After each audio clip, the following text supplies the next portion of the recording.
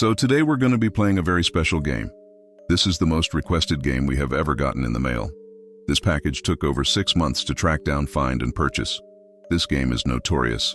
I've heard rumors and stories of it for years, but I never thought I'd actually get my hands on it. This is the original prototype cartridge for a game called Stay Alive.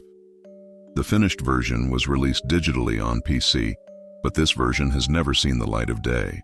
Prototype ROMs are insanely rare and valuable.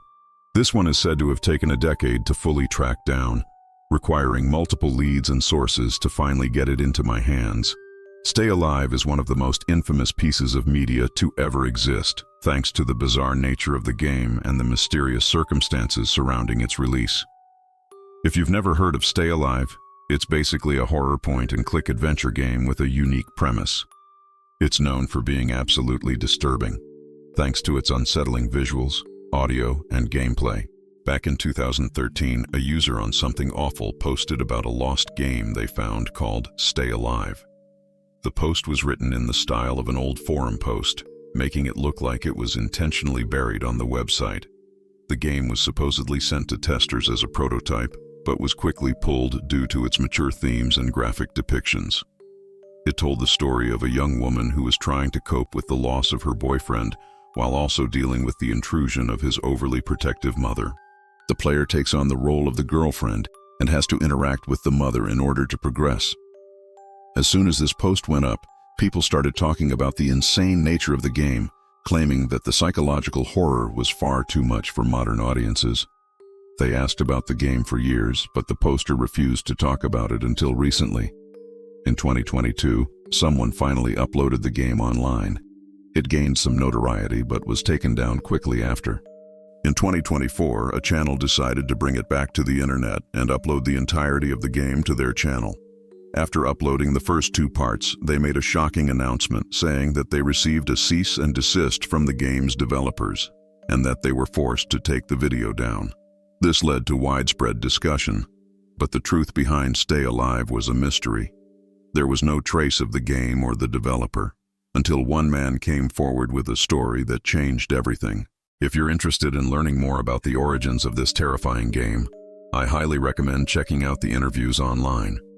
That's where I learned the true story behind Stay Alive. But today, we're gonna play the prototype. I've got the original Wii motherboard with the game loaded up. Before we start, I want to tell you a little bit about this piece of hardware because the way it works is pretty fascinating. Before there was a Wii, Nintendo had a plan. In the late 90s, they were looking for ways to expand the reach of their beloved Nintendo Entertainment System, and they wanted to make a cheaper alternative for kids. Their idea was simple: remove the controller and the ability to read game cartridges. Then they could sell it for less money and target a younger audience. But there was one problem. They didn't want to call it a Game Boy, so they needed a new name. So they put together a focus group, showed them the design, and asked for input. And that's when Nintendo invented the most iconic nickname of all time. They asked kids what they'd call the device, and without hesitation, every single child shouted, "Nintendo Gamer." The name stuck, and the rest is history. But I'm getting sidetracked. Today we're going to be playing the original internal build of Stay Alive on a modified Wii motherboard. Because the prototype doesn't have a disc, I loaded the game onto a Wii motherboard by hacking it and removing the existing firmware.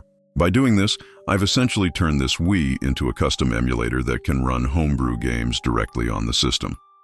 This allows me to experience the earliest builds of games that may have never made it to retail, and it gives us a unique insight into the development process. So without further ado, let's boot up the game. We're greeted by a typical DOS-style menu.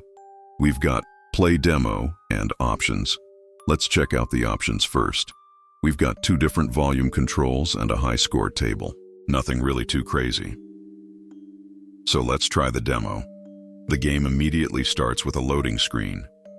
Wow, this looks absolutely terrible. Here's our protagonist walking in what appears to be an abandoned warehouse. The graphics are extremely basic, and the atmosphere is strangely unnerving.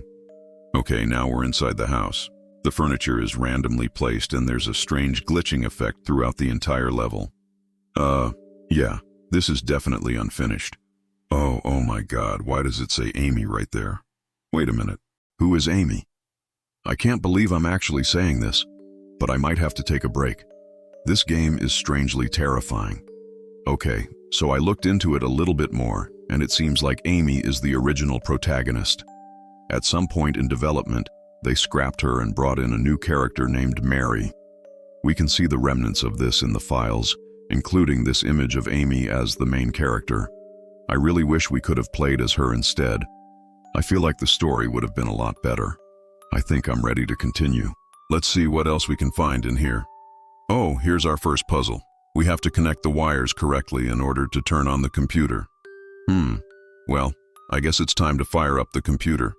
So I plugged in the wires and, oh, the screen goes red and a horrible noise plays. This must be a mistake. Let's try again. Maybe we need to rearrange the wires.